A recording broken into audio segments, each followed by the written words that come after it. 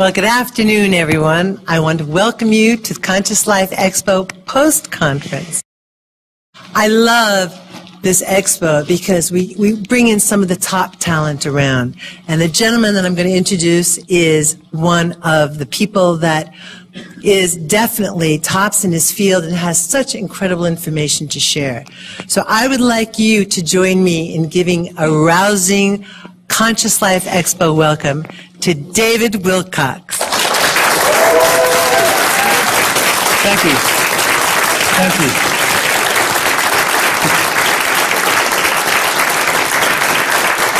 Thank you. Appreciate that. You know, 2012 is about a new birth, and now that I have my own umbilical cord, we have a great symbolic reference for that. So this is going to be a bridge where we're going to start with the 2012 Enigma material that I didn't get to finish yesterday because literally we had the line for that room wrapped around 2 halls in this hotel. It was enormous. How we got all those people into that room, for those of you who remember, I don't know how it worked, but it was a divine miracle in and of itself that we actually got the people in. So this is about what the government is like for most people right now.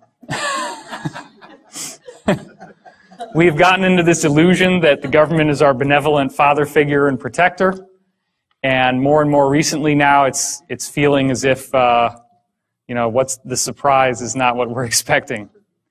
So many people are awakening to cosmic consciousness and higher concepts of metaphysics and spirituality, and this is going to be a true masterclass in what's really going on. So 3 years ago I was at this conference and I met Billy Blake, who should be here, but he's not here yet. He's going to be running around with a handheld camera. And we decided to do a film together. The film is called Convergence, as many of you, or probably all of you know. So that film deals with the idea that the underlying fabric of this universe is consciousness, which is what all the old mystics and all the old religious traditions have been saying for thousands of years. Now, what I offer is a much more elaborate and intricate spin on the notion of a consciousness field than you've probably ever seen anywhere else. Of course, it goes without saying that for those of you who haven't seen this, when they haven't seen it before, there's a gasp in the audience, but you all are well initiated. Edgar Cayce and myself, there's obviously a facial similarity there. This is my brother and Casey's first guy, Dr. Ketchum, who got him out there in the world. My father, after a Metallica concert, that's why he's sneering.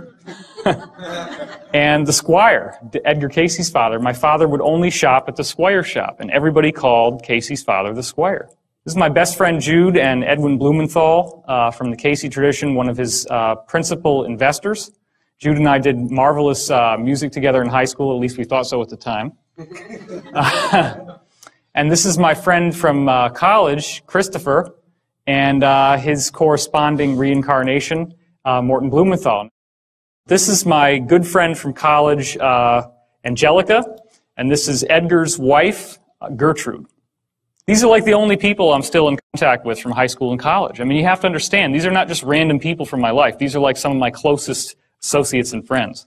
And then when you find out that they're the same people as in Edgar's circle, it's very, very surprising. Okay, so as we went through yesterday, are there great secrets being held? This was something a lot of people didn't catch on the way they did the reflection on the poster for the Da Vinci Code. And of course, what is the eye in the triangle on top of the pyramid? Is there a message is being given that we're not fully getting access to? Gore's inconvenient truth, sure, that looks like smoke, not. That looks like a galaxy. And here's the Milky Way from the top down. There's our sun, so you can see this is about where we are. So we're not all the way out at the edge, we're kind of in the middle. But doesn't this look sort of like crosshairs to sort of point towards the galactic center and suggest that there's some sort of galactic alignment that's going on here?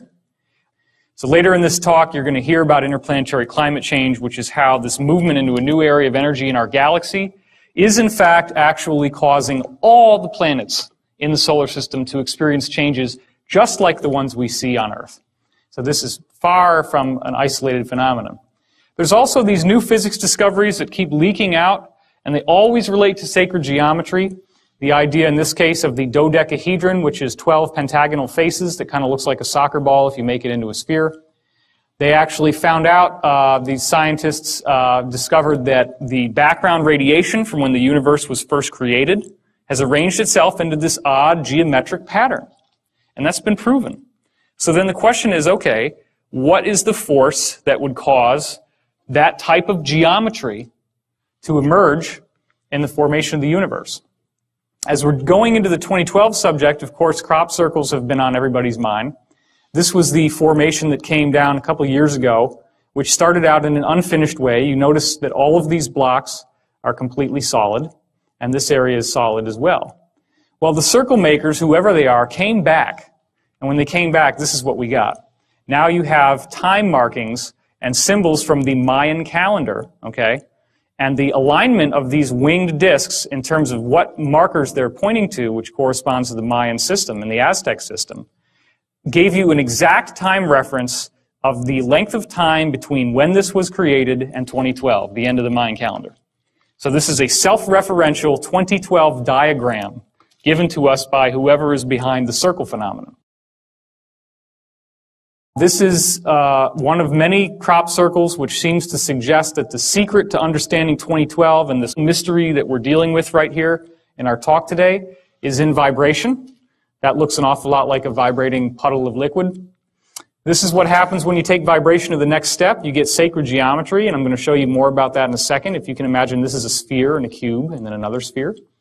This is the Froxfield chromosome formation. Obviously, the circle makers are saying, 2012, pay attention to your DNA, right? Except here's the thing.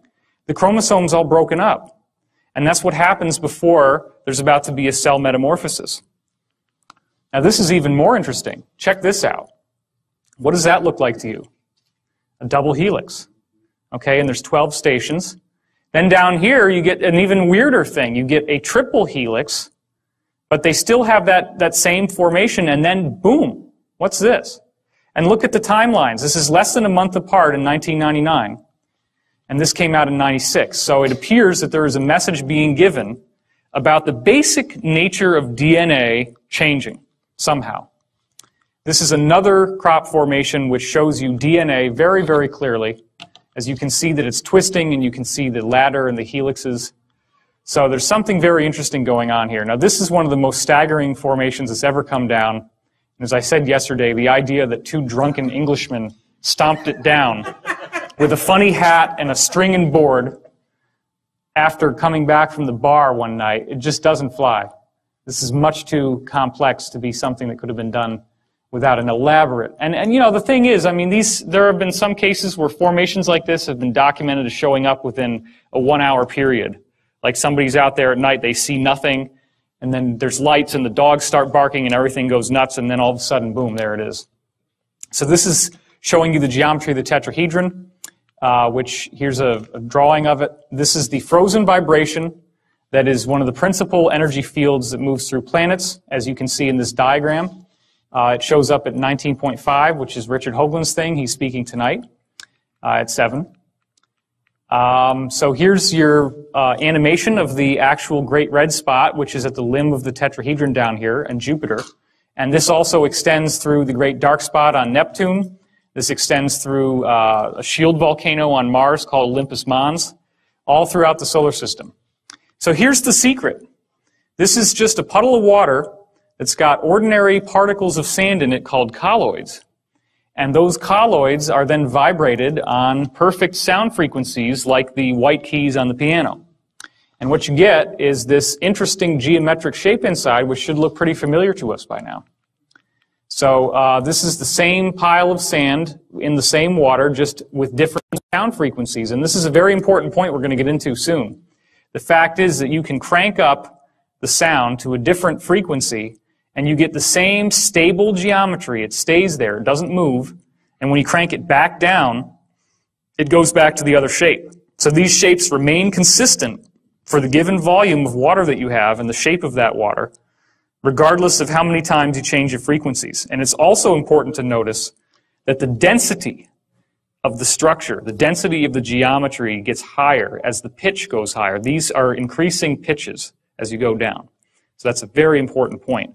So what if physical matter was actually built like this? What if this is the secret of physical matter? Could that mean that atoms and molecules as we know them could fundamentally shift? That's what we're looking at. As I was training you into seeing yesterday, is there a parallel reality where space and time flip over, where they invert with each other? And the answer is yes. That's actually what is going on. Does this solve all the basic quantum physics problems? It does. And that's been proven. Goes back to the two-slit experiment, where you have single electrons that move through two slits, but then they form an interference pattern of more than two slits on the other side, which is like a wave. So here you have a particle, but over here you have a wave, and you can even have multiple strikes at the same time. So atoms and electrons are not little bitty chunks of matter. They're just energy, but they're not behaving the way they should. So here's another diagram of that. This is what a wave does. A wave is just like if there was a liquid here, and then it hits this, it ripples like two waves on a pond coming together, and that's how you get your interference pattern. So of course, wave-particle duality. What we're discussing now is the idea that a particle is here in space-time. That's where it's fixed in time but can move around in space. But in the inverted world, it's spread out in time. So it's still the same thing. It's just that it's now flipped over into another domain. And in that other domain, it spaces out in time, and thus you get this kind of waveform that's created from it. Well, this would all be just kind of an interesting intellectual study until you start looking at larger objects. Now check this out. This is a little thing called a buckyball or a fullerene. It's carbon molecules, 60 of them put together.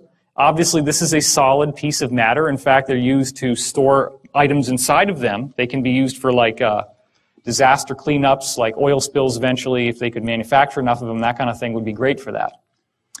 Well, Zellinger in 1999 took these carbon-60 molecules and shot them at a 100 nanometer diffraction grating, which is a little slit like we showed you before, and they got an interference pattern, which is like a wave.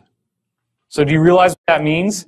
The buckyballs were rolling inside out somehow. They hit that wall, and they turned over. Like, have you ever had one of those little balloons where you squeeze it in your hand and it goes whoosh?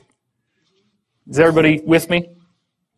That's what seems to be happening with physical matter, and I've heard that from black ops people as well. This is performed in Austria. So this little guy popped into all these waves when he hit the wall because he flipped inside out. Now, what's really interesting about the geometry that we're already showing you, like the geometry at the formation of the universe, is that they also can do this. But they do this in a very interesting way. When these geometries flip inside out, this is the opposite that they form. So when you have the dodecahedron, it forms the icosahedron. The tetrahedron flips into another tetrahedron upside down, and then the octahedron flips over into a cube, and it goes back and forth between those two. Now here's what's another very fascinating point. We've just seen how the fullerene can burst into a wave. Well, guess what? DNA is almost the same width. Now just chew on that for a second if you haven't already seen this talk. I mean, DNA is supposed to be a molecule. In fact, the amount of DNA in one cell of your body, if you spaced it out, is 5 feet long. It's 5 feet tall. So there's a lot of DNA in there, but if DNA can turn into a wave, then that opens the door to all these quantum non-locality principles. All of a sudden that stuff becomes real. It becomes true. Well, we already have plenty of experimental evidence, and I'm just going to show you one of them right for now. This is Kuznachiev, a Russian scientist who passed a diseased cell culture through a shield here, which when it was glass, there was no effect. Of course, the other culture was just healthy tissue. But then when he passed through quartz, the quartz allowed the disease to be transmitted to the healthy cells here. So you have disease to healthy. Well, a virus, again, is a little tiny thing. Most viruses are shaped like geometry. I don't know if you remember that. A virus can turn into a wave. Okay? So there are some people who believe, for example, that AIDS is synthetic and that you can actually activate the dormant virus with a wave. It is important to remember that your consciousness has more power than any wave that could ever be beamed at you. So if you ever start worrying about electromagnetic mind control or all these silly things that people get focused on, that's something that you don't need to worry about. Also, has anybody here done healing? Has anybody here? Okay, wow, that's more than half. Have you ever noticed how if you're with somebody and you're really empathizing with somebody who's sick, that you start feeling some of the same thing that they've got? There was a case where I had a woman, they were doing a Reiki session on her, and I was in the room, and I started to have this outrageous pain in my big toe. It turns out that she had a gangrenous foot. That exact spot on my toe that hurt was where the pain was the most strong for her. So this is real stuff. But the thing is, when you get these energetic beamings, unlike this helpless little cell culture, your consciousness has a huge effect on what's going to happen to you. And those little health problems, they don't last very long, right? I mean, usually if you ever do healing work on somebody, just as a tip, go and wash your hands from the elbows down, because that will get rid of this transmitted energy. Okay, it's a very effective means of doing that. So Dewey Larson, the physicist, revealed that time is in fact a three-dimensional domain. And this is where we're getting into the idea of what's over there on the other side when you flip over a particle and it turns into a wave. There's a three-dimensional realm where time as we know it is spaced out. Now, okay, not everybody's following me on this, but we're going to go into how this works, so just stay with me. Einstein talked about the space-time fabric, and the basic idea about gravity is that planets are like dipping down in this fabric, and then gravity is just the result of things rolling towards the planet as the fabric is displaced. Well, think about it. If this were true, and all the planets are sitting on top of this fabric, that means that only the fabric and what's above it represents the realm that we live in. But then you got this whole place on the bottom. And where is that? And how do we get there? Well, the answer is you got to punch a hole through. So that's your wormhole, right? You know, the word wormhole comes from the idea of a worm burrowing through an apple. Everybody remember that? And it's like the outside of the apple is space-time. The inside of the apple, where the wormhole goes, is time-space. That's a three-dimensional realm of time. Time is not linear. It's only linear because we're stuck in space-time. So what happens is time-space is on the inside of the apple, or the donut in this case, and space-time is on the outside. But this whole system can invert so that space-time is now on the inside and time-space is on the outside. So here's the basics of it again. 3 dimensions of space and 1 dimension of time. You can move around in space, but you're fixed in time. It's moving forward like a river. When you go into time-space, what we would think of as time is now 3-dimensional, and what we would think of as space is now 1-dimensional. You actually move around in 3 dimensions of time. This is where we're having dreams. This is where we're having astral experiences. That's why a psychic in a particular place can actually look forward and backward in time in that location, because they're viewing through time-space. That's what your psychic function is. The distance you travel in time-space is actually time travel over here.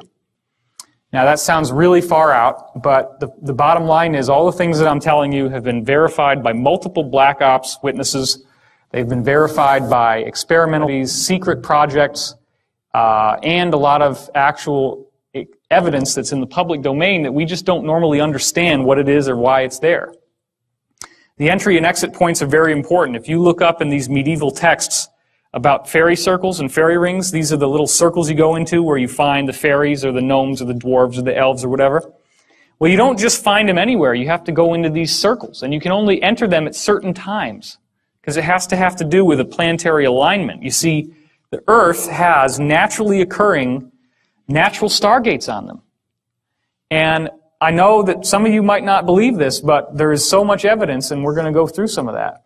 There are natural stargates, and you actually can time travel. So there's a very important reason why the ancients were building things like Stonehenge and the pyramids. This is not just to entertain themselves and to build a tomb for the dead pharaoh. Okay, it's much more than that. So I read this book when I was 7 years old, and in the book we have descriptions of experiments in ESP between Harold Sherman, the author, and Sir Hubert Watkins, who was an Antarctic explorer. They documented some fantastic telepathy experiments. In one case, Sherman is sitting there in his room in LA, and he's tuning into Watkins, and he gets this pain in his head, and it hurts a lot. And so he writes down, okay, pain in the head. When we correspond that to what Watkins' journal said at the same time, all the people in his Antarctic expedition team were bumping into this stovepipe that had fallen down with a sharp edge, and they were actually lacerating their head, the skull. Bleeding from that, and he was feeling the pain. Just like I said, there's an energetic transmission of the pain. Well, after Watkins died, the telepathy continued because they were so much in affinity with each other that he could recognize Watkins when he spoke. So Watkins is describing in some of these readings, I guess you could call them, what it took for him to get into Sherman's mind. And he said there was a nested set of spheres that he had to go through. And he had to find a channel to the center to get to the message to Sherman, which was not easy. That's why they call it channeling. Because, and I didn't go into this last time, but what really appears to be happening here is everybody knows about the system of chakras, the esoteric system of chakras. The chakras are actually different levels of your soul and different levels of where your thought processes and consciousness processes are happening.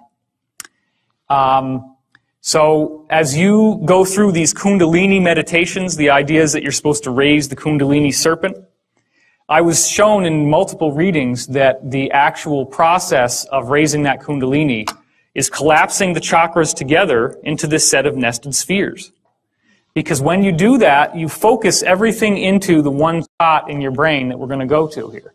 So this is bringing all your chakras together and then finding that channel so that the entity that's trying to reach you or your higher self can get to the center. Because the center is where all the action happens. Why is that? Well, the center of your brain has a small gland in it called the pineal gland, which, as you can see here, it was called pineal because it's shaped like a pine cone. This is the exact geometric center of your brain. It's right here. And this, as we're going to see, is very important in ancient cultures. The Sumerians gave it a description, which you can see here, the little acorns on the top of this staff that he had. And there's also a little jobber up here. And what we found out from Dan Burish is that these can be reversed. The cylinder seals can be flipped over. And when you start doing that, you see some very interesting things, like the eye in the triangle and another eye in the triangle right here. So the Sumerians were hiding information. They were encrypting information in these seals. So this is the one we were just looking at. Here's your little pineal gland and the other one up there. Well, look at this. Now, if you've seen Stargate SG-1, the first episodes, you remember the Goa'uld, the villains in Stargate? You remember how they had these helmets that went around their head that looked like a snake? That's the helmet. That's the Anunnaki. They were human-like people, but they wore these weird helmets in order to appear like gods to the primitive Sumerians they came to.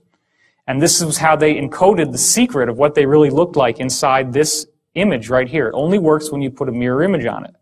But then you also see he's holding all these pineal gland staffs, and he's got this seal over his head, and more symbols here. But it gets a lot more direct as we go on, and you're going to start wondering to yourself, why in the world are all these cultures focusing on the pine cone? This is Osiris, the lord of the underworld in Egyptian mythology. This is his staff, which, as we now know, this is the raising Kundalini, the serpent, but it also represents DNA. And there on the top, as the Kundalini rises, what are they looking at? They're looking at the pine cone. That's the junction point where all this energy comes together. Now, King Tut has this Kundalini serpent actually going through his head. That's a symbol that they gave, that the pineal is fully activated, that your chakras have now all turned into that nested set of spheres, and that access from the higher realms is moving directly through your head. And they believed he had that. Whether he did or not, we don't know. Here's the Babylonian god Tammuz, and as you can see, he's holding a pine cone. So once again, he's a very powerful god from that tradition. And you're seeing the same type of symbolism coming through. Then you go over into Hinduism, the goddess Shiva, the goddess of destruction, the breaking down of the old to purify the way for the new. What does her head look like? What does that hair look like? It's another pineal gland. And you've also got the redundancy with the symbol of the third eye, and you've got the serpent wrapped around her head. The same iconography once again. And it's so powerful in the Hindu tradition that even now, it's common practice to wear a symbol of the third eye on your forehead if you're a woman, and they all have these various bindis, as they're called, that they can order and wear. This is, as we go more into more recent gods, the god of drunkenness and revelry, Bacchus. You can see he has the goat-shaped ears here, the kind of demonic almost looking, and he also has the cloven feet. But then look at this. What's that? There it is again, huh? There's that pine cone. So once again, Why do you think alcohol, hard liquor, is called spirits? Think about that for a minute. Because it opens the door to these influences. And the ancient people knew that. That's why they were called spirits. You've ever seen people who get like completely possessed when they're drunk and they just seem different? They seem a lot more negative. Well, negative entities in some cases seem to be able to grab hold through the pineal gland. And so they knew about all this. They knew that drunkenness and revelry opened up the pineal. That's why he's got it on the top of his staff. Dionysus, who is the usher through the underworld, the usher through death and rebirth, he's also got the pineal gland, the pine cone on his staff. So there's the same message yet again. And here's another image of Dionysus with a bigger pine cone. Well, let's not leave out Buddhism. Check that out, right? Same exact thing once again, the hair. That's another symbol of the pineal gland. And even the fact that it looks like a pine cone with these little, the way that they braided their hair. I mean, all this was done deliberately to honor the pine cone. So then there's a quote from the Bible, "The light of the body is the eye. If therefore your eye be single, your whole body shall be full of light." That's Matthew 6:22. Well, that's pretty weird, huh? Guess how the mainstream Bible scholars interpret this passage I told you yesterday for those who were here. They say, well, you just have to be single-mindedly focused on God the Father as your salvation. That's why it's one eye. You just want to kind of look at him. This is a single eye, and it makes your whole body full of light. Well, the Bible says God is light, so this is what's going on. It's your hyperdimensional gateway. The third eye, yeah. But surely we say, you know, even though maybe a Bible passage could be interpreted a certain way, it might not mean anything, probably doesn't mean anything. Surely the Vatican wouldn't follow something like this. That'd be silly. There's never any public acknowledgement of it, or do they? Well, check this out. This is the Vatican Square, and this is a gigantic statue of a pine cone. It's the largest statue in the Vatican, anywhere outside, except for this little ball over here, which we're going to look at closer in just a second. Notice the peacocks, which have a very kind of Egyptian feeling to them, like the ibis, right? The Egyptian ibis. It's a very similar type of bird. And what's this all about? What's that look like to you? Aha, that's an open sarcophagus, just like in the King's Chamber or the Great Pyramid. What does the open sarcophagus symbolize in the Great Pyramid? No more death. The transition into spiritual life, okay? So, this all has to do with, I'm going to start walking a little bit. This all has to do with the knowledge of the higher forces, the sacred geometry.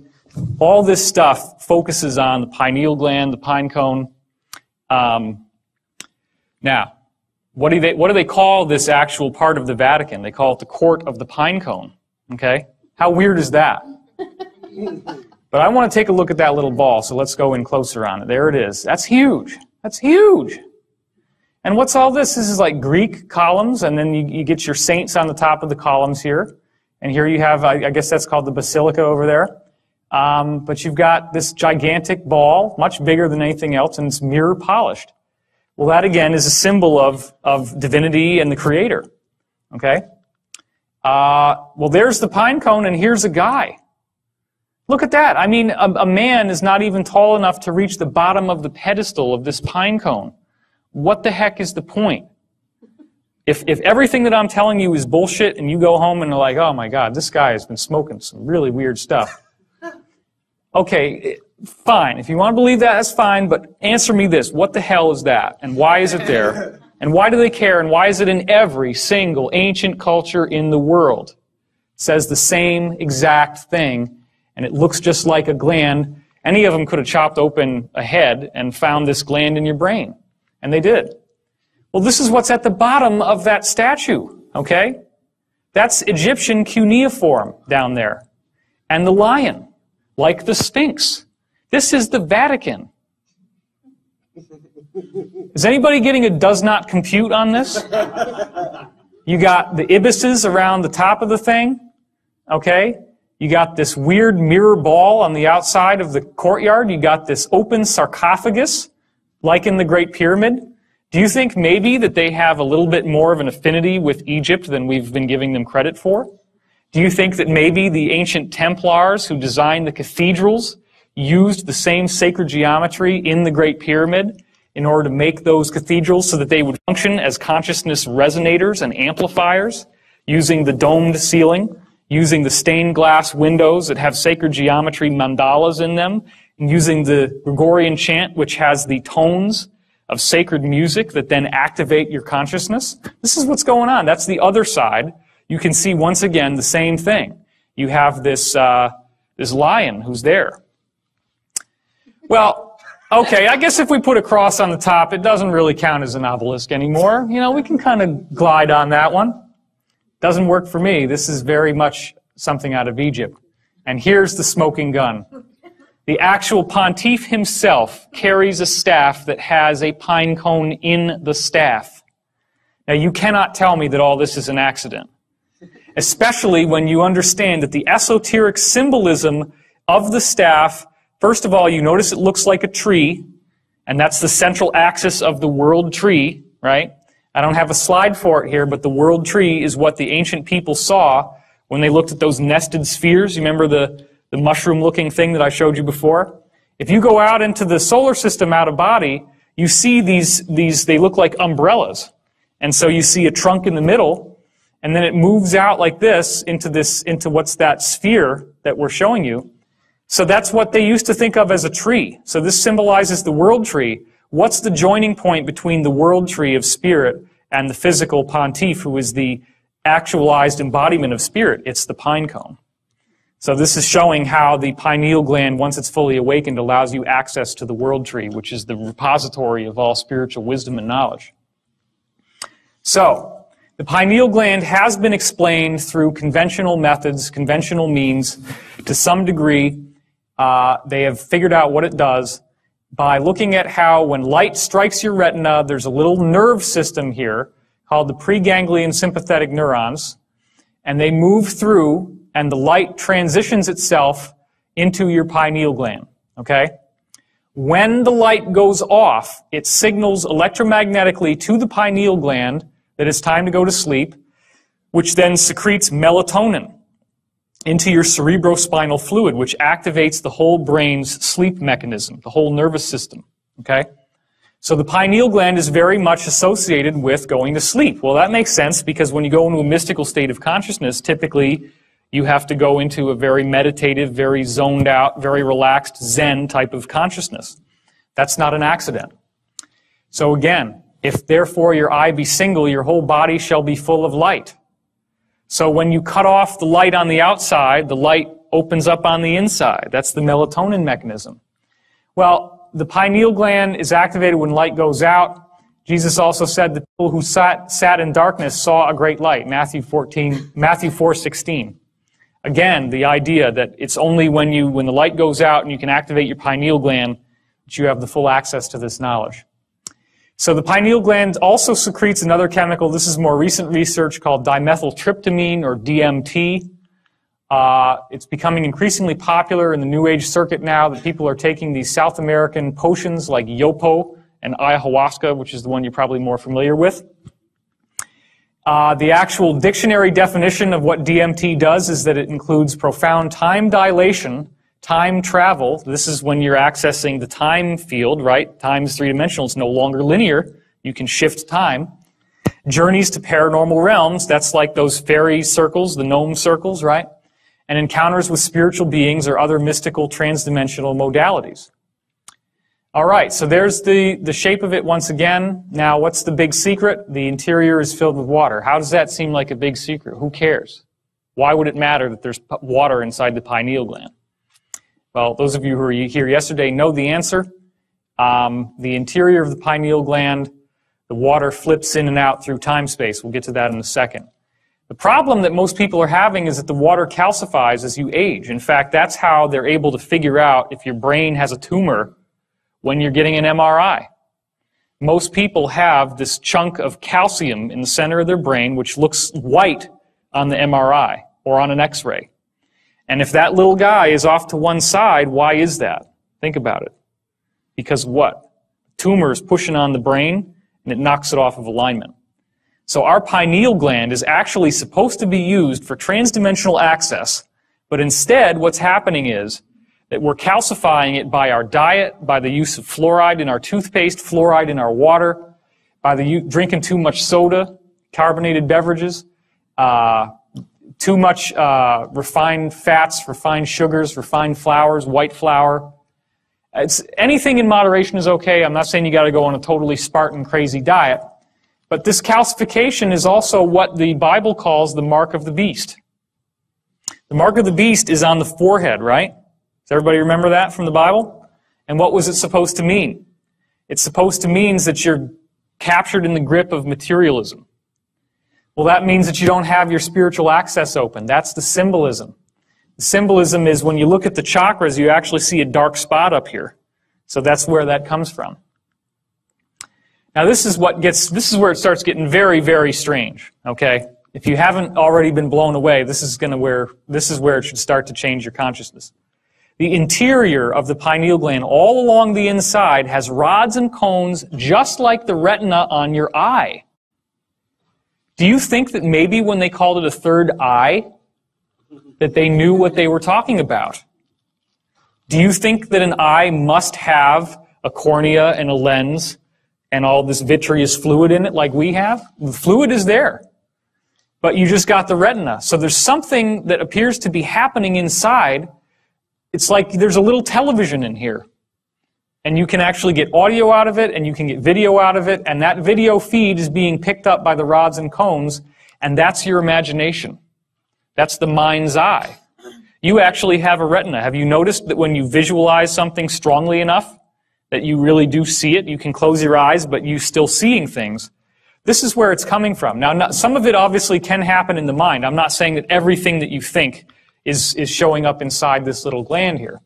But what I am saying is that a lot of your contact with the other side, when you're traveling through time or when you're having a dream, the interface between your dreaming body, the silver cord, as it's called, the silver cord is anchored right here. That's where it comes from. That's why when people have an out-of-body experience, they hear a loud cracking noise, and then they fly out of body. The crack comes from right in here. So, the answer to why this works is that there is an electromagnetic shield that is created when the light goes out.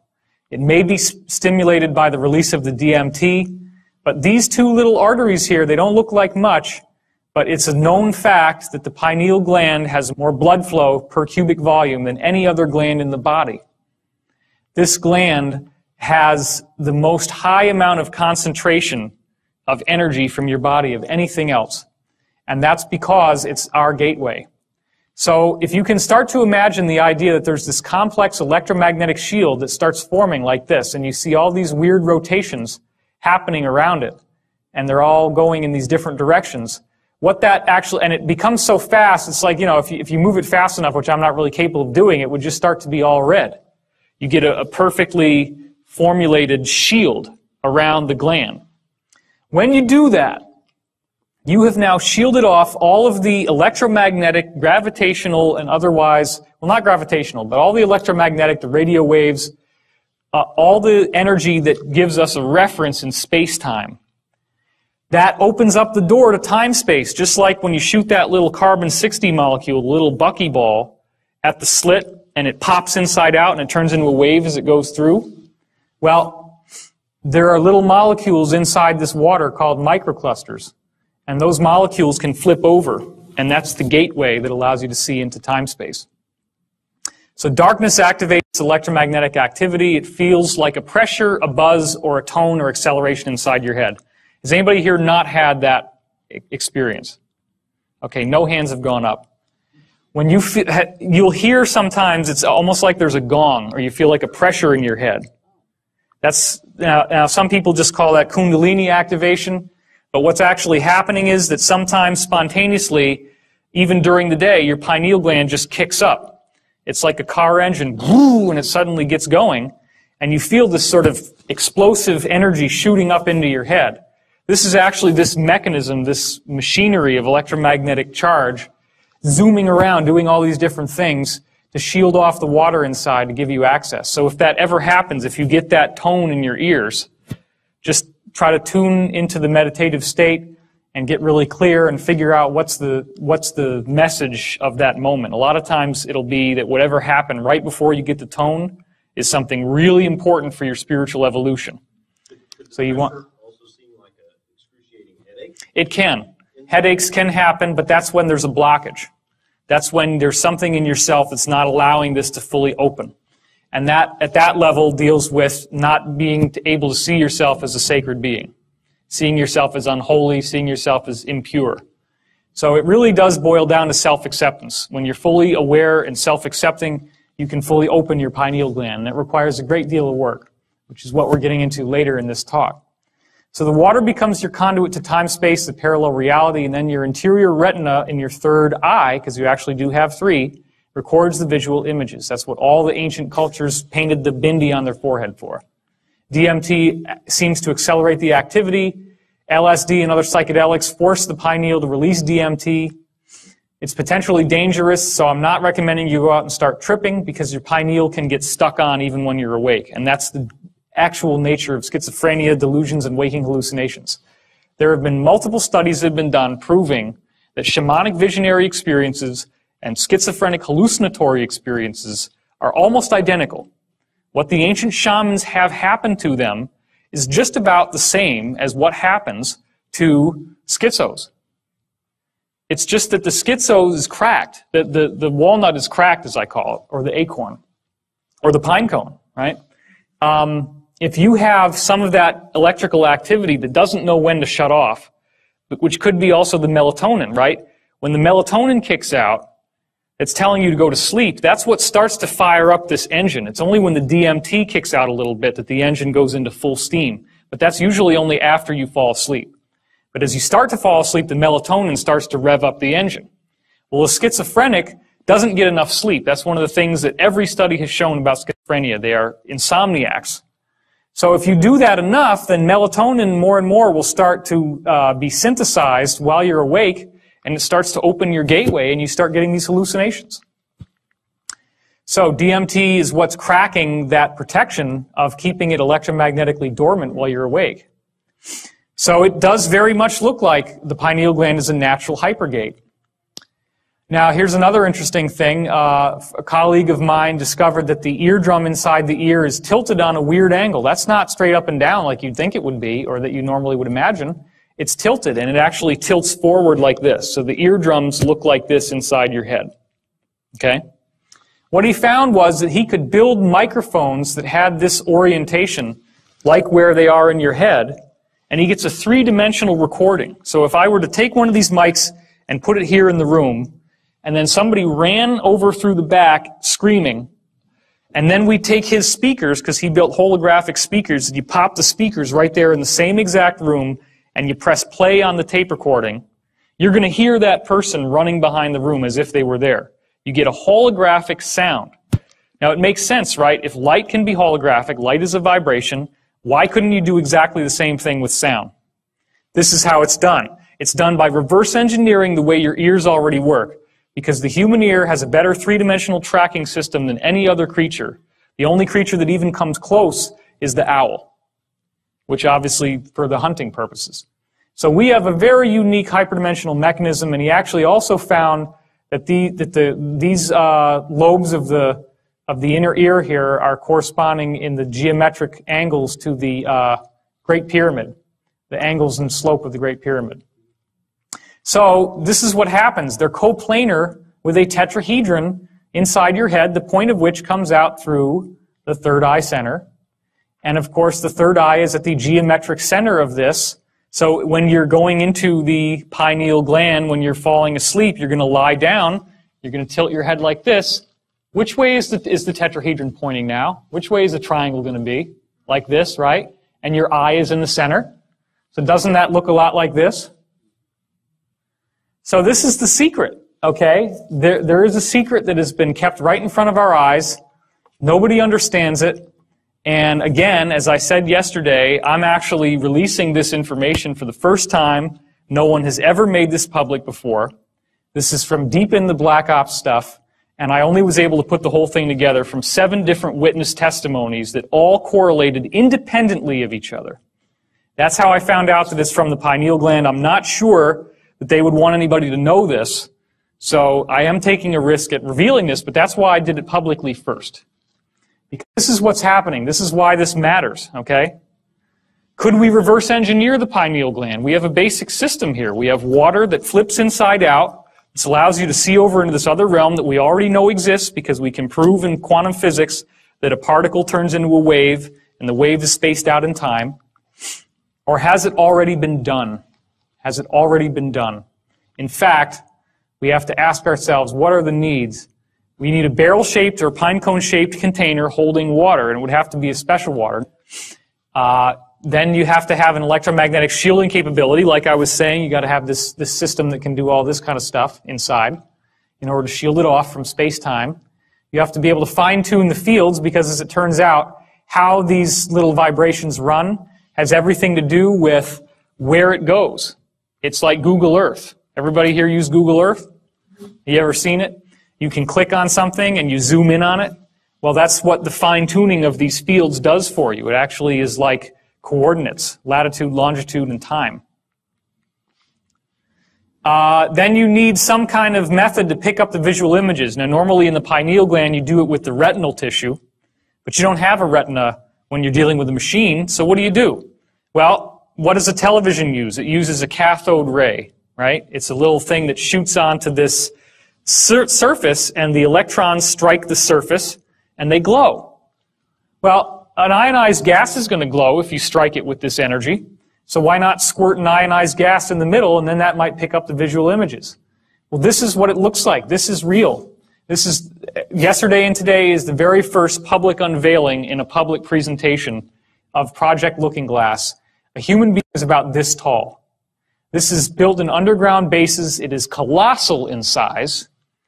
And what happens is when you fire this thing up, these rings start going in all different directions. It shields off the barrel of water inside, which is just like your pineal gland. The water inside flips over into time-space, which then captures argon gas, captures visual images, and this is what it looks like. It becomes huge, glowing, all the way out to these posts, which are used as stabilizers for the energy field. Now, it doesn't start out with an image of the Earth. That's just there as a placeholder, although you could see the whole Earth like that if you wanted to. That's not usually what happens. Well, contact, right? We have been given the technology right in front of our faces in the movies. They just don't tell you what it's for. 13 Ghosts. In what? I think it's called 13 Ghosts. 13 Ghosts? Well, thank you. I'll have to check that one out. Doesn't sound like a movie I'd want to see, but if it's for that... It's horrible. Oh, I can imagine. So contact, just to recap from yesterday, blueprints come in from the Vegans, from Vega. They figure out that it's only when you fold up these patterns into a cube, which forms what there in the center, the triangle with the eye in the middle, as it folds up. Cube geometry. That's when you can decode the plans to build this, these rings, which becomes this machine.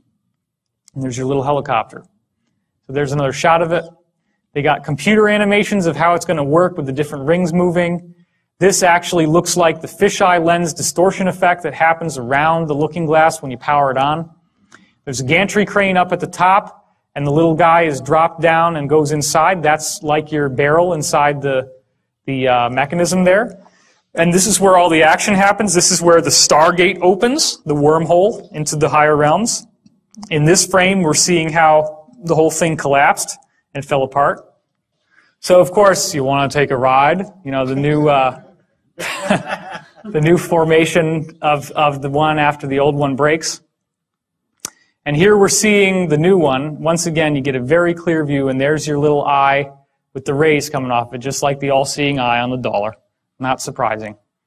Here she is. It's even larger than the real one, standing on this ladder, looking down inside. This is the chamber and the chair inside, which we'll see is very important. And here's your geometry. Look at that. Did anybody notice that when you were watching the movie? Because it goes by pretty fast.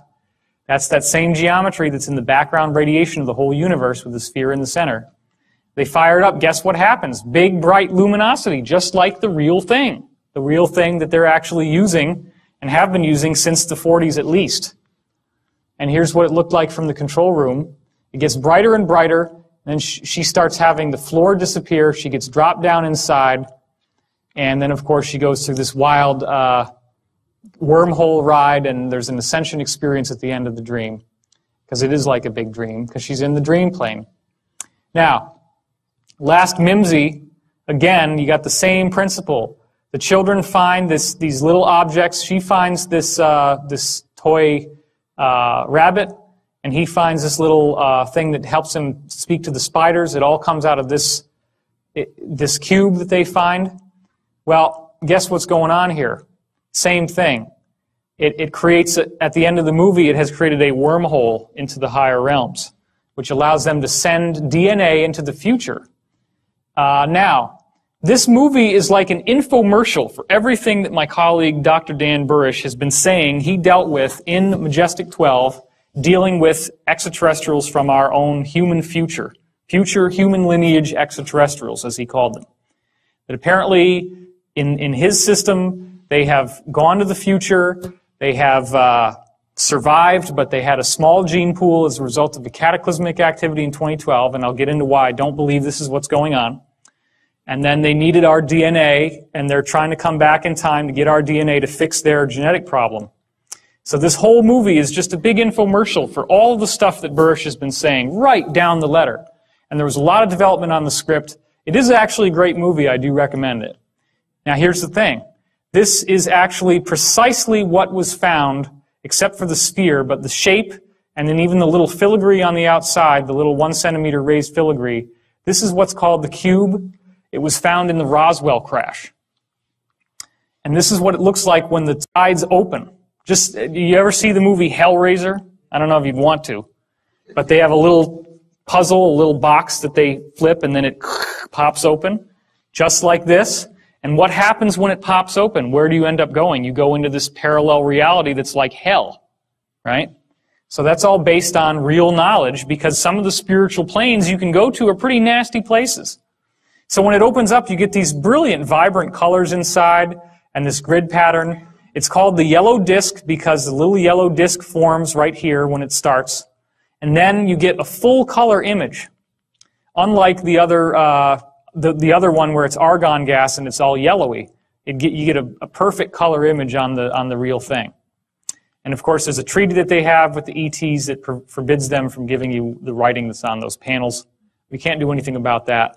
Again, you're seeing the same redundant geometric metaphors here, the sphere with the geometry.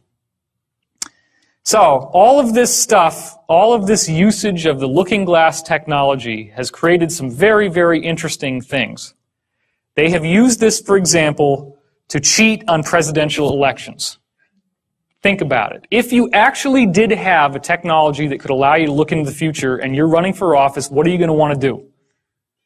You're going to want to go look at the newspaper headlines and the television and figure out what swing states you lost. So then you're back in time and you can program your Diebold voting machines to tip the vote just enough that it's exactly 50-50, which is what happened in 2000 with George W. versus Gore, and it's what happened again in 2004 with George W. versus John Kerry. Okay? The problem is that as a result of the fear that they have that in 2012 that you're going to get an Earth axis shift, which is caused by an inappropriate amount of energy moving through the looking glass devices. They have, as of December 2006, completely deactivated and deconstructed all looking glass technologies on the Earth. The Iraq War had, to a large degree, the mission of capturing a looking glass technology that was dug up in Sumer, which was originally in the possession of Gaddafi in Libya, which is why they attacked Libya. Gaddafi got rid of it and gave it to Saddam Hussein. Saddam Hussein was using this technology, viewing the future. The U.S. government went in after him because they felt that the fate of the world was at stake, because if they did not capture this technology and get it back and deconstruct it, that the Earth would have a pole shift. So this is what they say, and it's a great story. It'll make a great movie, which I'm sure is being written. We're going to get into the pole shift and why I don't think that that's what's going on at all. I do have a negative doom and gloom disaster view of our future. It's very important that you hear that, even though I know some of this stuff might be a little freaky looking. So the D of the CTP is what they call it in code parlance, because nobody's going to know what that means. But when you actually decipher these letters, it means the doctrine of the convergent timeline paradox. Here's the problem. You look through time with this device, and when you hit 2012, everything goes perfectly white. As you get closer and closer to 2012, starting in around 1980, a very strange thing has been happening when they use the looking glass. There is an interlacing of images. So right now, imagine that if I had this slide on half the time, and then the other half of the time, there was an image of like a face. And if I interlace them slowly, then maybe every second it goes from here to the face to here to the face. Then as it speeds up, it gets faster and faster to the point that if it were complex images, you couldn't make out one from the other because they're flip-flopping so fast. Okay? That's called interlacing, and the frequency of the interlacing gets higher and higher as you go towards 2012.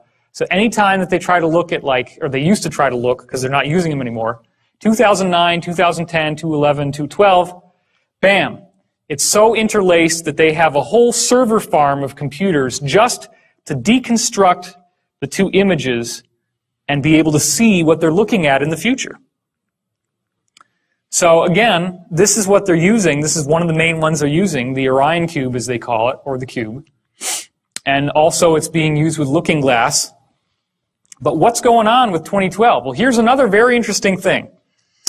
Dan Burrish, who I've had multiple discussions with privately, and we're actually going to have an event that we're speaking at together at Caltech, which is later in March. And I'm going to have that on my website if you're interested. It's going to be local. My website is divinecosmos.com.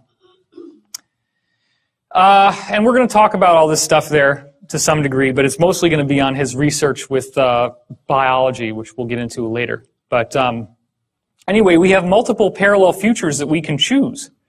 And what he found was there was a treaty that they were trying to do with the extraterrestrials that was codenamed Tau 9.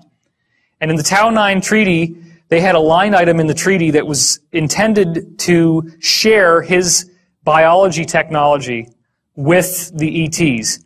And that technology was able to reproduce the original seed of all life on Earth, which the ETs wanted to use to be able to heal their own DNA because they believe that they're human lineage. So what he found out was that these other beings apparently had contacted him and said, you cannot tamper with the tree of life. You can look at it, you can admire it, but you can't mess with it. The tree of life is the actual source code of our DNA. So what was happening was they were looking into the future, and he took the negative visual that he got from the alien, from the ascended being that came to him and warned him about the tree of life. He held that image in his mind of what would happen to the Earth in 2012 if this were allowed to happen. And the image inside the looking glass immediately shifted to the apocalyptic vision. So he was able to prove by doing this that you can determine the outcome of what this thing shows you by your conscious focus. So this is, 2012 literally does represent create your own reality time. It has everything to do with what do you expect is going to happen. This is where thoughts becoming reality really takes on a whole new meaning in a way that you've never heard of before. Now again, I also had a contact with a man named Daniel. You can hear about the story on the free 3.5-hour Project Camelot video that's on my website. You can go look it up.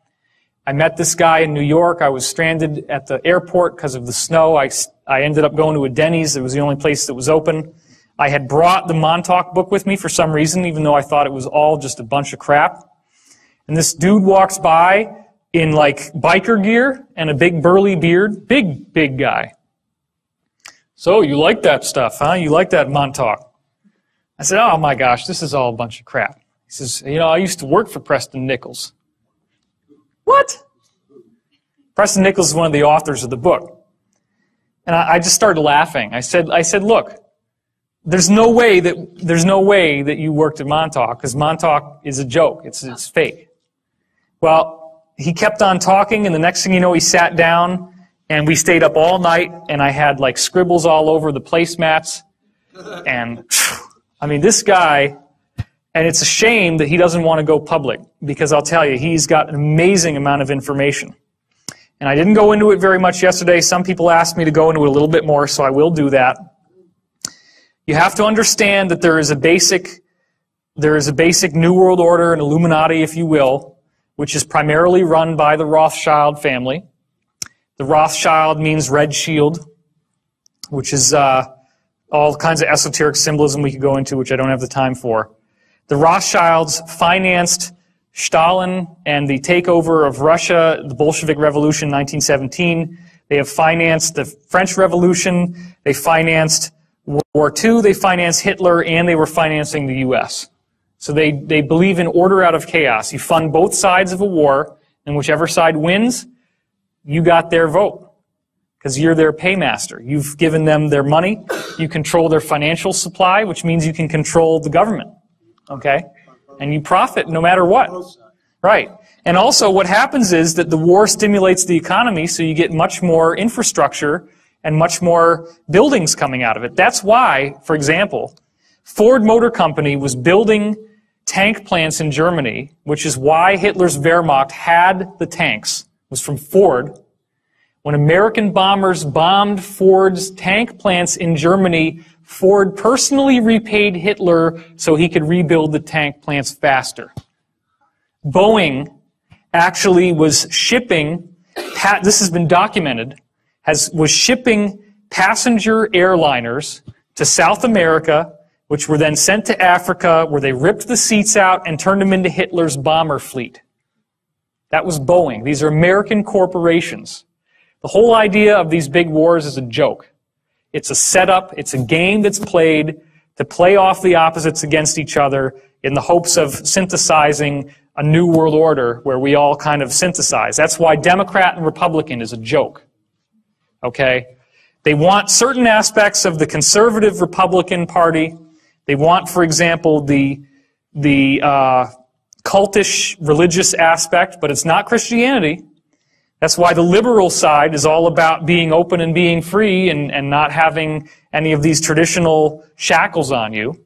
Because what they ultimately want is a racist society. They're very racist, and they're interested in a new world order which is run by a Luciferian philosophy. Now, this is very disturbing sounding stuff, but they actually believe that since they have the secret tradition that goes back to Atlantis, and that they've been persecuted for thousands and thousands of years by various people, nobody persecuted them as badly as the Roman government through the Catholic Christian Church. They were tortured, they were killed, so they came to the natural conclusion, you can understand anybody would have done this under the circumstances. What do you think they would choose? They would say, okay, whatever God these guys think is God, that's not the right one, because he's stringing us out on the rack, he's torturing us, he's killing us. Therefore, whoever the Christian church says is the bad guy is the good guy. Okay, wait a minute. Lucifer is the brightest light, the brightest angel in heaven, right? And he's the one that got tossed out of heaven. Well, maybe he got tossed out of heaven because he was too cool, right? Because everybody else in there was a bunch of corrupt shysters. Well, this is actually what the most powerful people in the world think. And they are a fundamentalist religion just like any of the others. They still believe this weird stuff. They follow these teachings. They actually buy into this, okay? So that's why it's weird, because you see these political parties that are siding with religious fundamentalist Christianity, and they actually do have a fundamentalist religion, but it's the mirror opposite. So their energy vibrates with each other, and that's why they work together so well. Don't forget, of course, that Hitler was also running on a Christian platform. And who was Hitler's main ally in World War II in Europe? Italy. Italy is the Vatican. The Pope and all that stuff was supporting Nazi Germany, okay? Because it was in the Vatican, which was in Italy, which was Mussolini. So, the reason why I'm telling you all this is not for you to have a fatalistic sense of doom. It's to also enlighten you to the fact that this is going on, that it's real, and that the Nazis were very, very proactive in rebuilding all of the ancient secrets that had been lost, because for the first time they had a world power government that could go out and militarily by force invade places that were being kept under lock and key with heavy guard and go in and steal the artifacts and the technologies that would allow them to rebuild their so-called master race and all this stuff that they're so into. Okay? What's that? Raiders of the Lost Ark. Raiders of the Lost Ark, exactly. So, what do you think happens when a UFO crashes in World War II, and the people who financed Nazi Germany, once it collapsed, they're looking for as much technology, as much goodies as they can get their hands on. So what do you think they're going to do when these UFOs crash? They're going to want to rip out everything from those UFOs imaginable and reverse engineer it and make it into something they can use. So what's the first thing that they go for? They take out the chair. Because these UFOs, you're sitting there in the chair and you say you want to go somewhere, you meditate on it, and a vortex opens up in front of the ship and you fly through it and you pop through a wormhole and you end up somewhere else. Okay? So that's what the chair does. The chair is the interface with your consciousness. So when you understand that your consciousness is interfacing through the chair, that helps you get to a point in yourself where you can see that the chair is a psychic amplifier. That's what it does. The chair's function is that it takes your natural innate psychic function and makes it vastly more powerful. People may not know what the Philadelphia experiment is. Oh, the Philadelphia experiment was the result of the testing of high-energy arc welding on the creation of very large battleships by the U.S. Navy in World War II surrounding Norfolk Naval Air Force Base, which I used to be right near in Virginia Beach. What they found was that when you got this high energy, this was the highest arc welding ever done, like a big bolt of lightning. And it pinched time-space into space-time. So you get this black hole in the room. And then actually they were having tools disappear. So the tools never came back, and they realized there's something here we can use, and they actually designed it into something that they put on the ship in the hopes that the ship would be able to be invisible, like the tools became invisible. What they didn't realize is that they were going to jump from one place to another, and it had a devastating effect on the crew. Anyway, I don't want to spend all of our time just going through this old material, so we're going to get back to the chair. We're going to get back to the point that they could actually create a wormhole with the chair, with the psychics exercising their consciousness in the chair. They had help from, apparently, ETs from Sirius in designing the chair. And the chair allowed them to send people through time. There were multiple wavelengths that the chair cranked out on graph paper. Okay? Some of those wavelengths were corresponding to a natural 20-year harmonic in the Earth's vibration.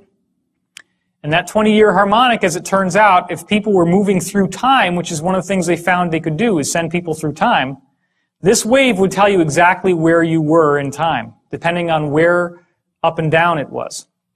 So what they found that was so bizarre was that at December 21st, 2012, they could calculate it down to the day, that's how precise this was, that for some reason all the graphs, all the waves would go into a complete flat line. They no longer moved up and down like before. They went flat for like 7 or 8 seconds. So then they're asking the guys that went through these stargates and were traveling into the future, what happened to you? Every single time that somebody tried to hit 2012, they said the same thing. There was this thing they called the bump. It actually hits you like a bump. You actually feel like you've slammed into something. And as soon as it slams into you, you have the most incredible religious experience you can imagine. Cosmic consciousness. Your consciousness just blasts into this wonderful place where you have awareness of no space, no time. All knowledge is available to you. Ecstatic God consciousness. You could be the galaxy. You could be a subatomic particle. You can go everywhere, do everything, and there's no sense of it ever ending. So when it finally stops, you just can't even believe that you're back to who you were before. Like what happened to Jodie Foster? Exactly what happens to Jodie Foster in Contact. So, Is that the moment of no time then? that's the zero time, yeah. And Daniel doesn't agree with me on this, but I believe that 2012 is our zero time reference. By the way, Daniel did say that the stargates are real, that there is one main stargate per planet, that they dug them up from ancient Atlantean technology. They actually buried it under the ice in Antarctica because they were concerned that something would come through that could damage human life. So that is real. Stargate SG-1, all those television shows, of which there's 10 seasons, the first and second year of Stargate SG-1 are remarkably loaded with real stuff. And there's even an episode of Stargate called Wormhole Extreme, and you remember that one? Where they're making a fake television show about a real Stargate program. It's like this inside tongue-in-cheek joke. And everybody watching the show kind of knows, okay, they're telling us something here. There's something real behind all this stuff. Well, it's true. Why do they do that? Okay, that's a very good point. The reason why they do that is that you hide the truth out in the open. So that if I go into this lecture and I'm telling you all this stuff, you can just say, oh, well, he's just into Stargate. You know, he's just watching television shows. But in fact, this was really cool. One time, I was sitting down with Daniel one day, and we're talking about the looking glass. And this has a little orb that appears when you're looking at a particular place, and it's a ball of light. So they gave it this really weird name. They call it an outer band individuated teletracer. Okay? Outer band individuated teletracer. And they shortened it to the word OBIT. Outer band individuated teletracer, an OBIT, right? So then we're thinking, all right, this is what they always do, right? They hide this shit out in the open. Let's go Google outer band individuated teletracer and see if there's anything there. I couldn't believe it when we went on Google after he just told me this. He had no idea either. And boom, Outer Limits. There's an episode of the Outer Limits called Outer Band Individuated Teletracer. And it's all about this stuff. There was a show, he was actually really interested in me too, because I seem to have some sort of psychic connection to these things. He says to me one day, what do you think a TVG is? I said, time vector generator. How did you know that? You're right. I don't know. You know? So I did not go to Montauk. I've never sat in the chair. Somebody asked me that. Were you in the chair? No. I was just very, very fortunate by some kind of crazy synchronicity to meet this guy. I wish he would go forward, but he doesn't want to. He did tell me, by the way, that they have found life on other planets. He said that the moon Io around Jupiter has little creatures crawling in the rocks. He said that Mars once had a civilization, that they've actually had astronauts on Mars, that they have a photograph that he saw of these astronauts waving with a big pyramid next to them. They actually have underground bases on Mars. There's a technology we've learned about from other witnesses now called a jump room, where you walk into the room, it's like an elevator, the doors close, you suddenly feel really sick to your stomach, the doors open, and boom, you're on Mars. Just like that. No time has elapsed. So these technologies already exist. And I would certainly like to have one. It would be a lot easier than taking an airplane flight. You can get over the stomach thing, I guess. So, you know, again, all gate travel is much better than using a ship. It's a much preferable method than traveling by a spaceship because you go a lot faster and you go a lot farther. And you can reverse engineer it by taking the seat out of the ship, which is what they're doing here. So, have these seats ever showed up in film so that they can hide it out in the open? Well, check this out. There's your seat. Now, this one doesn't actually have any consciousness interface, but some of the other ones do. Total Recall, jump rooms to Mars, civilization on Mars, underground city, pyramid at the end, and once again, you have a chair that has a strong effect on your consciousness. In Stargate SG-1, they have the chair of the ancients, and O'Neill sits in it, and it activates and amplifies his consciousness, which allows him to defeat the evil fleet of the Goa'uld by shooting balls of light at them. Minority Report. Here you have people sitting in chairs, floating in water, and they are psychic, and it is amplifying their psychic ability, which Tom Cruise is then able to manipulate on a screen. One of the things that Daniel told me is that out of all the waves that this chair cranks out from the ships, that it also includes visual images from your pineal gland. And they can space them out and look at them just like in the movie. So this may have been designed to set the precedent so that someday they could actually create a department of pre-crime. Now, what also is very interesting is that the witness testimony we have of people going through these wormholes shows us that it looks like little light bulbs lined along the sides as you go inside. So that right there is not an accident. We've already got pre-crime in Britain. Really? Jim Moss has been talking about it. Oh, how about that? Jim Mars has been talking about pre-crime in Britain, he said. Okay, X-Men is another one. You remember Cerebro, where he wheels up to this thing? This is actually the antenna at Montauk, except that it's a octahedron, 2 Egyptian pyramids base to base. But the same basic idea. There's a chair in there. You put this little helmet on. This is where you sit. And then it amplifies your psychic ability. That's what allows him to be able to find the missing mutants when they go missing. It's what allows them. Remember that one scene in X-Men where one of the whole movies, actually, the plot is that there's an evil force that's going to harness his consciousness to get him to run the chair and basically kill everybody who's a mutant on the planet with the psychic amplification. So this is all based on this real technology. Now here's what was strange. This 20-year loop has a bad side effect. When the Philadelphia experiment happened 20 years ago, there was an enormous amount of energy released. That energy reflected through the time domain. It got stuck in the time domain. An enormous, almost a nuclear release of energy was caused in the Philadelphia experiment, or the Rainbow Project, in 1943. There's a 20-year harmonic, and during certain favorable points in the harmonic, if you have a huge energy release, you're going to get another one down here, and you have a conduit or a gateway between those two areas. Okay? This is bad. We don't like this. This is called a rift. It's very dangerous. It's very serious. 1943 created a rift 40 years later with 1983, I guess somewhere around here. And 1983 was when a creature got through, August 13th, 1983, and trashed the entire base. And destroyed the Montauk base, destroyed the chair. It just so happens that Daniel called in sick and wasn't at work that day. So he didn't get mind wiped, so they didn't erase the memories out of his mind. So he remembers everything that he learned and everything that happened when he was working on this base. Somebody has a question. I just heard it in my head.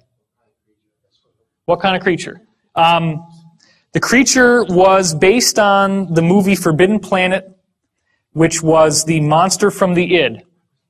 The secret that Daniel knows, because he was in contact with the guy running the chair, Duncan Cameron, is that they were very pissed off at these Nazis. They did not like the Nazis. They didn't like what they were doing. They thought they had too much power. They thought the potential to misuse this technology was much too vast.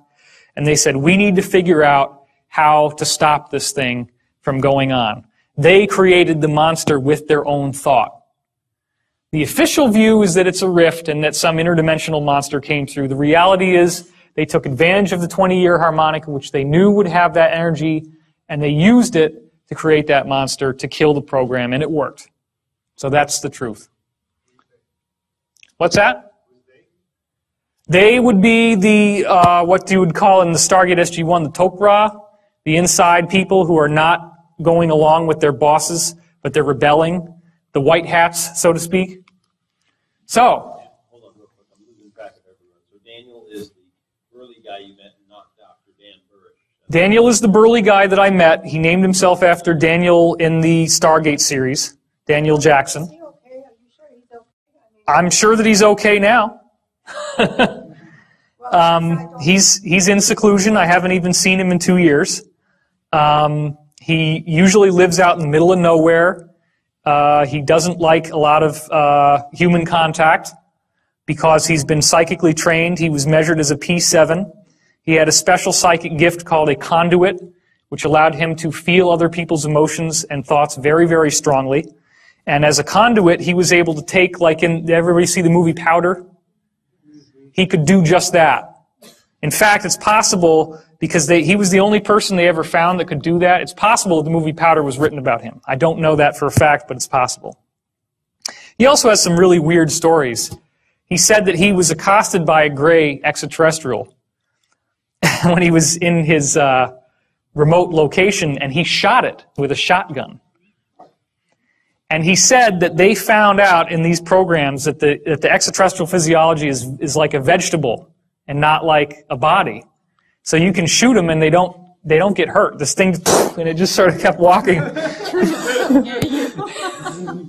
Very weird, huh? So yeah, and that's what's so strange is that when I was in high school, I wrote a story about a guy who shoots an extraterrestrial with a shotgun. And we started to find all these weird correspondences. The first time I took LSD, and I have done acid, I did 20 some odd trips. I had a very strange experience. As I was coming down the stairs, I was peeking. I was like, what in the world is happening to me? I had this feeling that if I did not create the floor under my feet with my mind, that I would fall through the floor. And so I'm walking very carefully like this, tripping, just, oh shit. It turns out that that's exactly what happened in the Rainbow Project Philadelphia experiment. It turns out that the people who could remember where they were before they went into this gray mist of zero time didn't get stuck in the hull of the ship. But the people who couldn't remember where the ship was and couldn't create the ship from memory, when they got through, they were stuck in the hull and died in many cases because you can't pull somebody out.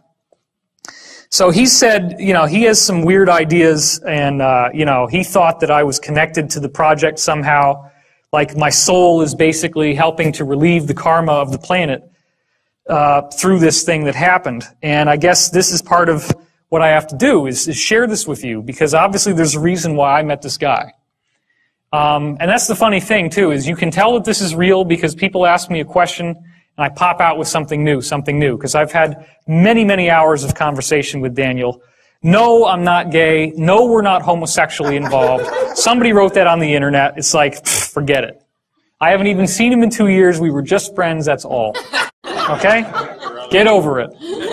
And even if I was gay, which I'm not, what possible difference would that have to my message or to the value of the material that I'm sharing with you? Can I get an amen on that? Come on. I mean, really, let's just let go of these ridiculous prejudices, because everybody has a right to be here. Every soul is precious beyond measure.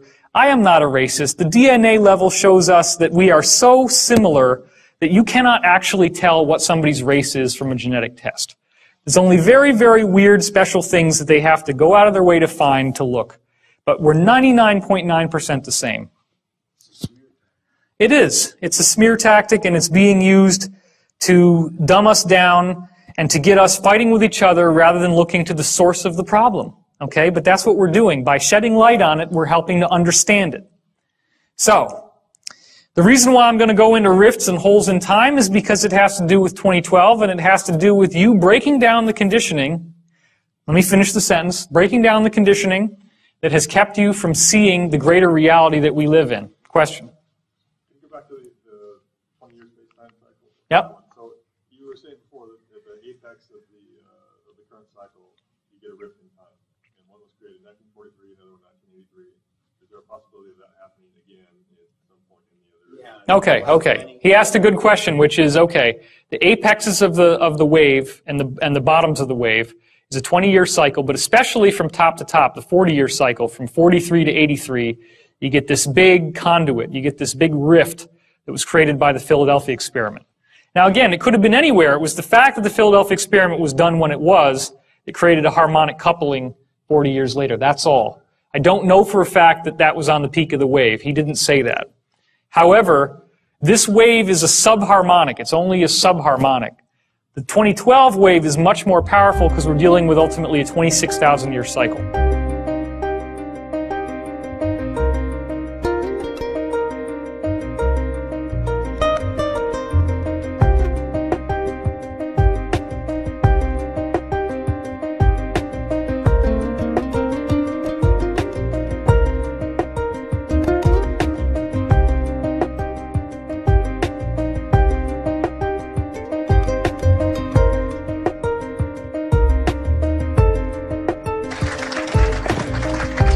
Just don't say anything, man. I don't even want to hear it, all right?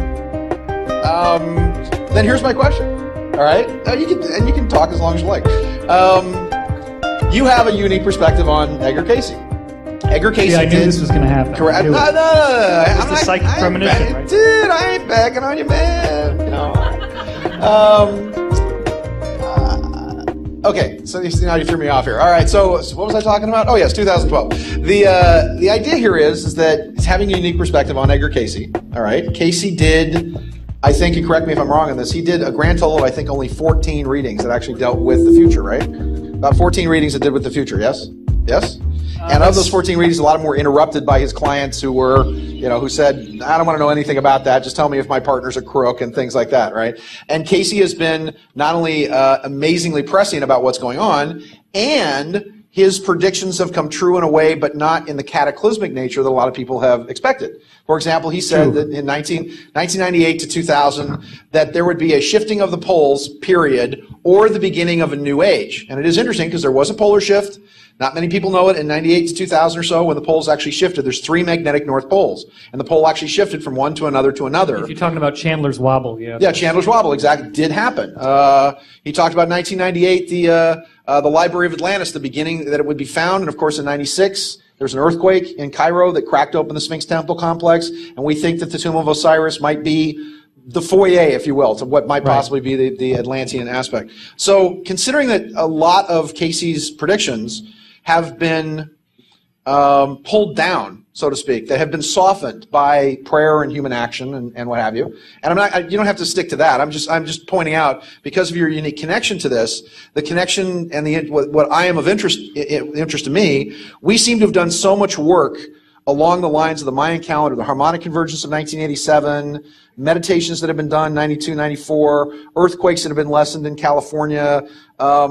I mean, working with the Prophecy Research Institute, when Gordon Michael Scallion was talking about the whole West Coast falling into the ocean and whatever else, and so many people did meditations in California, and then the call went out for people to start meditating, and I said, don't tell me what's the same, tell me what's different. And people began to realize that the future was not as dire as many of them thought. So 2012, again, I wasn't sure if there was a lot of prophecies, but if you can mix that with what your opinion is of what goes on in the next 4 years or so, because everything is beginning to condense, everything is beginning to pull humanity back into the beginning of that quantum leap. So take us there and take it away. Okay, great. Well, thank you, Sean. What I didn't want to have to dwell on is the reincarnation thing. If you're interested, you can go to my website, divinecosmos.com, and read about that. Because I don't really think this is about individual personalities as much as it's about yourself. A lot of people have come up to any of us on this panel, I'm sure, and would like to have us be the savior figure, for lack of a better term. And there's no messianic return. It's a consciousness awakening that's happening in each person. And so if you want to get help from others on your spiritual path, that's fine. But I would always encourage you to practice discernment and recognize that if a truth doesn't resonate with you, you can throw it away and not look back.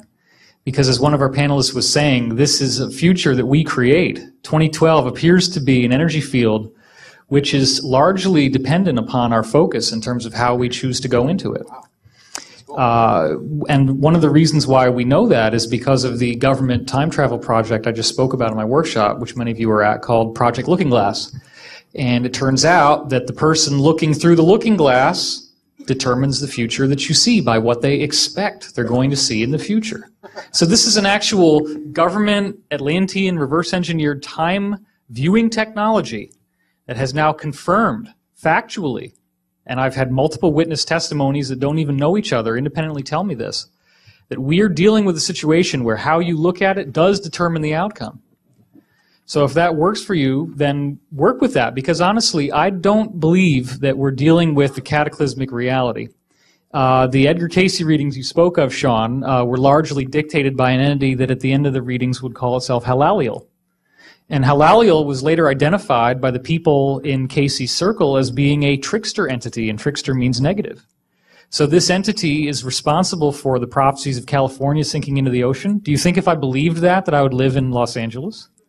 Honestly. So I'm not like you, though. I don't want to die until I'm ready. I wouldn't get anything out of it, I don't think. But no, seriously. Seriously, I think that... In David's defense, a lot of us get that, by the way. Dude, you live in Hermosa Beach. You know, what are you talking about? You predict the future and you live in Hermosa Beach. That's where the wave's going to wipe everything out. And I keep telling him, well, California is going to be all that's left, and it's going to be the rest of the United States that falls into the sea. So, you know. That's right, man. Well, again, I want to remind everyone here that each soul, every one of you, is precious beyond imagination. And it's just such an incredible honor for all of us on this panel to be able to share this energy with you, because as you tune into our frequency, there is a very real energetic conduit that is formed.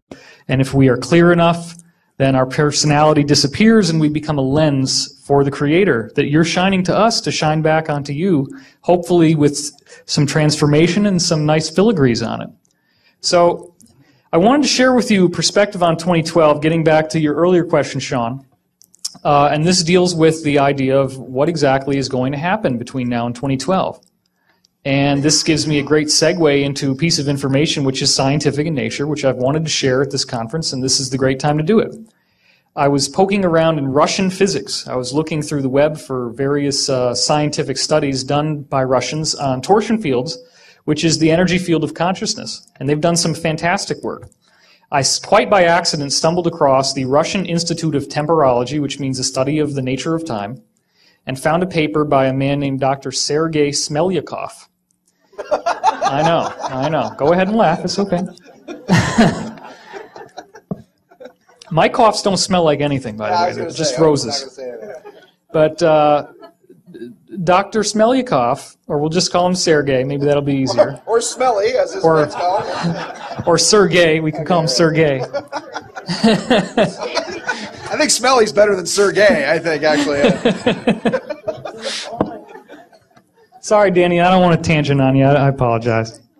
Okay, the point is this. Smelyakov looked at the mind calendar, found out that, does everybody know about the golden mean, the phi, 1.618? That's the harmonic cut, the sacred cut. You can cut a guitar string and it'll be 1 to 1.618 is the ratio. Anyway, that's the basis of all life and all growth. If you take the Mayan calendar cycle of 5,200 years in length and you start chopping that up by the phi ratio so that it implodes into a singularity in 2012, which means that if you have an imploding spiral, okay, you're cutting it by phi, you cut up 5,200, make that sacred cut, and then cut that unit and cut that unit, those cuts will fall on certain years. And what Smelyakov discovered is that on those years, very, very substantial changes happen on the planet, including the fall of civilizations, the rise of new methods of measuring time, the rise of new civilizations, the rise of great spiritual teachers such as Jesus and Gautama Buddha, the major earth changes. In fact, the Russians did a 2,000-year retrogressive study of earthquakes and found that the biggest earthquakes happen on these resonance points. Well, think about what I said. It implodes into 2012. So what does that mean? Prior to actually hitting 2012, in the last year especially, there's going to be one after the other after the other. And every one of these wave fronts changes the planet, changes consciousness. One of the last ones we had was 1991, which was the fall of the Soviet Empire. One of the more recent ones that we had was right before, like 2 days before the Bush administration invaded Iraq, which I believe was the political fall from the public will of power that they had. So we're dealing now with the next wave that's coming in 2009. As we head into 2010, 2011, they're going to start happening every couple months, and then they're going to start happening every couple weeks, and then they're going to start happening every couple days. By the time we get to 2012, we're going to be hitting new ones every hour. And towards the end, it's multiple times per second. Okay, now my readings have told me, for what it's worth, that some of us will be able to have ascended abilities. I mean, full-on ascended abilities prior to the actual shift happening. So that would be very cool, because what we're expecting after 2012 is a 100 times more harmonious utopian world where things like time travel, levitation, instant telepathy, instant healing, telekinesis are as common and as everyday as breathing. And I look forward to that time. Now, I've been told that any one of us in this room, anyone, if you're willing to do your practice, which basically involves the acceptance and the forgiveness of the self, and if you get that down, then you start looking at everyone else. If somebody else upsets you, the only reason why they would is because they're hitting an issue that you have. So if somebody does something and it no longer is your issue, you won't be upset by them. If you can find that peace and that equanimity within yourself, then you will be the most compatible for this change that is coming. And as each of these new wave fronts hits, these are sufficient enough. They used to take hundreds and hundreds of years. They change the whole nature of the world and civilization. They're going to start happening every week and then every day. So you can harness that potential in yourself, and I see a very, very positive future coming. So I thank you.